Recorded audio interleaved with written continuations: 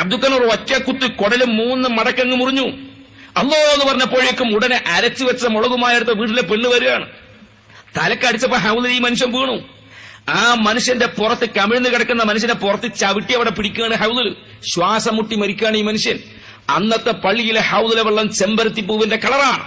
സമീപ സമയത്ത് മരണപ്പെട്ടു പോയ ശൈഖുന കുണ്ടൂർ ഉസ്താദ്, ആ ഉസ്താദിന്റെ കണ്ണുനീരൊക്കെ കാണേണ്ട കാഴ്ചയായിരുന്നു. തന്റെ മകൻ കുഞ്ഞുവിനെ റമദാൻ 27 രാവിലെ കുത്തി അങ്ങ് കൊല്ലുകയാണ്. ആ കുത്തിക്കൊന്ന ഘാതകന് കുഞ്ഞാലിക്കുട്ടിയും കൂട്ടം ചെന്നിട്ട് മാലിട്ട് കൊടുക്കുകയാണ്.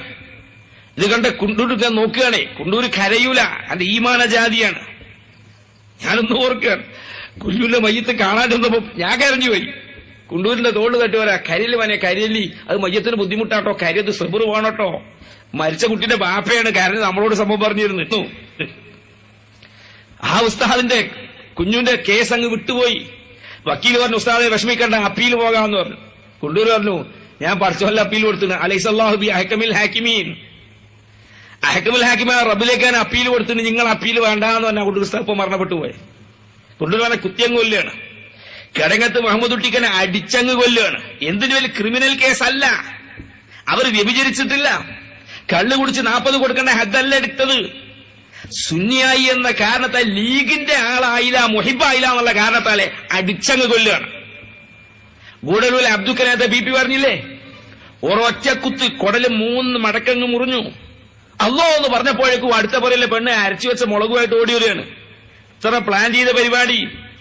അബ്ദുവിനെ കുത്തുമ്പോ ആ മുറിവിൽ തേക്കാനുള്ള മുളക് നീ അരച്ച് റെഡിയാക്കി വെക്കണമെന്ന് പെണ്ണ് പറഞ്ഞു. ചക്കിക്കൊത്ത ശങ്കരൻ ചക്കക്കൊത്ത ചപ്പാത്തി എന്ന് പറഞ്ഞൊരു പാട്ട് കിട്ടണി, അഭിച്ചാത്തി എന്ന് പറഞ്ഞു. ഇതേ നിലയിൽ അബ്ദുക്കനൂർ ഒറ്റക്കുത്ത് കുടല് 3 മടക്കങ്ങ് മുറിഞ്ഞു.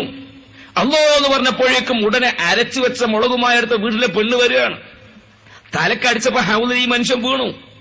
ആ മനുഷ്യന്റെ പുറത്ത് കമിഴ്ന്ന് കിടക്കുന്ന മനുഷ്യനെ പുറത്ത് ചവിട്ടി അവിടെ പിടിക്കുകയാണ് ഹൗദിൽ. ശ്വാസം മുട്ടി മരിക്കുകയാണ് ഈ മനുഷ്യൻ. അന്നത്തെ പള്ളിയിലെ ഹൗദിലെ വെള്ളം ചെമ്പരത്തിപ്പൂവിന്റെ കളറാണ്. അബ്ദുക്ക് ചെയ്ത തെറ്റെന്ത്? അമ്പലക്കണ്ടി അബ്ദുൽ ഖാദർ എന്ന മദ്രസാധ്യാപകനെ പാവപ്പെട്ട മുസ്ലിയാരെ തലയിലേക്ക് 6mm കമ്പി അടിച്ചു കയറ്റി. എന്തിനാ മനുഷ്യന്മാരെന്റെ തലയെ കമ്പി കയറ്റി വെച്ചപ്പോ ഞങ്ങളെ കൊടി കെട്ടാനടാ നായിന്റെ മോനെന്നാ പറഞ്ഞത്. കാരണം അവരെ ദിക്റതാണ്. ഇബിൽ ഗൽബേ എന്നുള്ള ദിക്ർ അല്ലാതെ ലീഗർക്ക് അറിഞ്ഞോണ്ട് എനിക്കൊരു കത്ത് കിട്ടിയിട്ടുണ്ട്, ഒരു ഇല്ലണ്ട്. അത് തുടങ്ങണേടാ നായിന്റെ മോനെ ഗീലത്തെ എന്നും പറഞ്ഞിട്ടാണ്. 17 സ്ഥലത്ത് നായിന്റെ മോനെ എന്നുണ്ടായില്ല.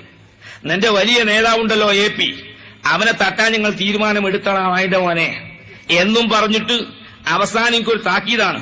ഇനി ലീഗിനോ ശിഹാബിനോ എതിരെ നീ പ്രസംഗിച്ചാൽ നിന്റെ കുടുംബത്തിലെ ഒരെണ്ണത്തിലെയും വെറുതെ വിടല നായിന്റെ മോന്റെ മോനെ. അവിടെ വല്യാപ്പന പറഞ്ഞു. ഈ സംസ്കാരമേ ആ വർഗത്തിലുള്ളൂ.